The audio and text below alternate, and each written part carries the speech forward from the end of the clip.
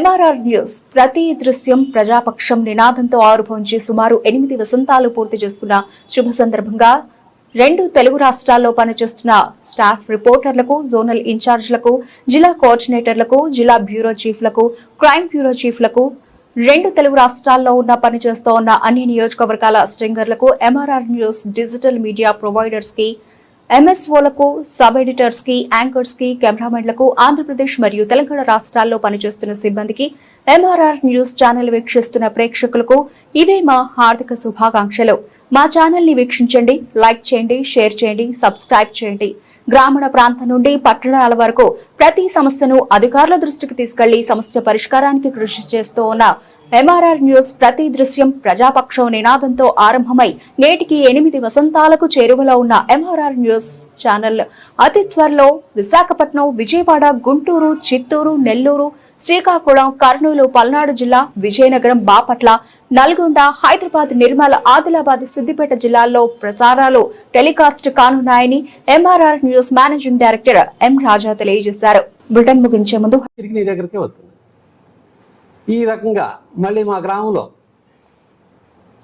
స్వచ్ఛందంగా చంద్రబాబు గారు సత్రపల్లి వచ్చి మరి లిటిల్ వ్యక్తిగతంగా స్వచ్ఛాంధ్రప్రదేశ్ కార్యక్రమంలో మా గ్రామానికి 25 లక్షల రూపాయలు మంజూరు చేసి మా కళ్యాణ మండపం అభివృద్ధి చేయమని ఆయన నిధులు మంజూరు చేసి రిలీజ్ చేయడం జరిగింది.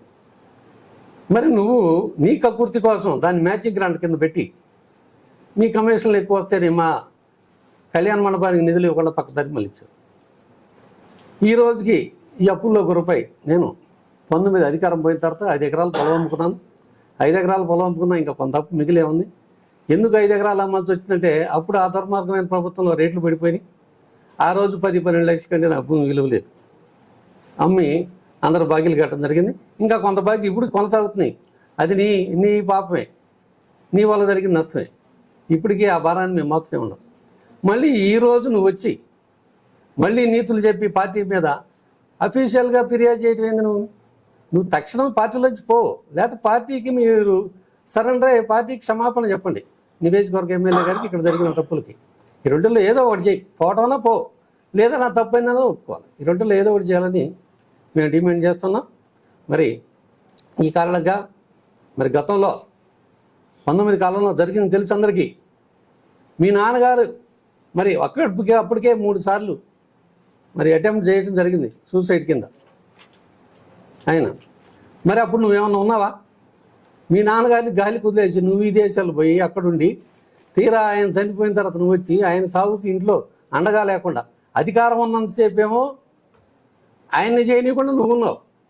తీరా అధికారం పోయి మరి ప్రతిపక్షంలో ఉండాల్సిన టైంలోనేమో నీ అంతటి నువ్వు విదేశాలు పోయి ఆయన ఒంటరికి వదిలేసి మానసిక క్షోభకు గురై ఆయన ఎటు చూసినా ఎవరు అర్థం కాక ఆయన సాగుకు ప్రధానమైన కారణం నువ్వే అయ్యావు. అది లోకమంతా తెలుసు, ఇవాళ నేను కొత్తగా చెప్పడం కాదు. కాబట్టి దీన్ని నువ్వు మళ్ళీ నీతులుగా మార్చి నీతో ఉన్న వాళ్ళతోటి నువ్వేదో మాట్లాడితే కరెక్ట్ కాదు.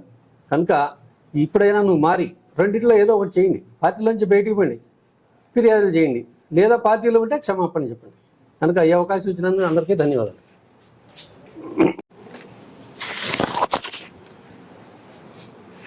అందరికీ నమస్కారం. మరి గత వారం రోజుల నుంచి మరి కోడెల శివరాం గారు సోషల్ మీడియా కానీ అదేవిధంగా మన జిల్లా కలెక్టర్ గారికి కానీ ఈ నియోజకవర్గం మీద, ఈ నియోజకవర్గంలో జరిగే కార్యక్రమాల మీద ఫిర్యాదు చేయడం జరుగుతూ ఉంది. నేను అబ్బూరు గ్రామ సర్పంచి మాజీ 14-19 కాలంలో సర్పంచ్ పనిచేశాను. నేను తెలియజేసేది ఏంటంటే, నీవు నియోజకవర్గ అభివృద్ధి మీద కలెక్టర్ గారికి ఫిర్యాదు చేయాలి అంటే నువ్వు ముందు ఈ పార్టీ నుంచి బయటికి పో. నువ్వు ఈ పార్టీ నుంచి బయటికి పోతే నువ్వు కలెక్టర్ గారికి చేయి, లేదా జగన్మోహన్ రెడ్డి చేయి, ఎవరు చేసిన ఇబ్బంది లేదు. నువ్వు ఈ పార్టీలో ఉంటూ ఈ పార్టీలో ఈ నియోజకవర్గంలో జరుగుతున్న అభివృద్ధి మీద నువ్వు కలెక్టర్ గారికి ఫిర్యాదు చేయాల్సిన అవసరం ఏమొచ్చింది? అది నీకు తెలీదా? నువ్వు ఏదైనా ఉంటే పార్టీ లైన్ ఉంది, పార్టీ లైన్లో జిల్లా పార్టీకి చెప్పండి, లేదా రాష్ట్ర పార్టీకి చెప్పండి, అక్కడ ఫిర్యాదు చేయండి. సమస్యలు ఏమైనా ఉంటే పరిష్కరించుకొని అంతర్గతంగా పార్టీ లైన్లో ఉండాలి. అది దాటి నువ్వు కలెక్టర్ గారికి నియోజకవర్గంలో జరుగుతున్న పనుల మీద, మైనింగ్ మీద నువ్వు మాట్లాడి ఫిర్యాదు చేయడం జరుగుతుంది. ఇది ఎంతవరకు సమంజసం మీరు గుర్తుంచుకోవాలి. 2, గతంలో మీరు 14-19 కాలంలో మరి మీ నాన్నగారు పనిచేస్తున్నారు, పేరుకు మీ నాన్నగారే తప్ప మరి షాడో అనే పదానికే అసలు దానికి ఒక రూపం తెచ్చిందే నువ్వు ఈ రోజు షాడో గురించి మాట్లాడుతుంటే అసలు జనం ఏం చెప్పుకోవాలి అర్థం కాని పరిస్థితిలో నవ్వుకుంటున్నారు. నువ్వు మాట్లాడే ముందు చెక్ చేసుకో, అసలు నువ్వేం చేసావు మీ నాన్నగారి టైంలో, ఆయన ఏం చేయనిచ్చావు అని. ముఖ్యంగా వ్యక్తిగతంగా నాకు వచ్చేసరికి అప్పుడు నేను సర్పంచ్ ఉన్నాను మా గ్రామానికి.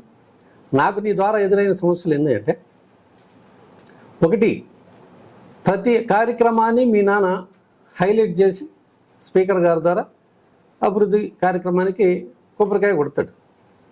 అదేవిధంగా అప్పుడు స్వర్గపూర్ అనే కాన్సెప్ట్ తోటి అన్ని గ్రామాల శ్మశాన వాటికలు అభివృద్ధి చేయడం జరిగింది.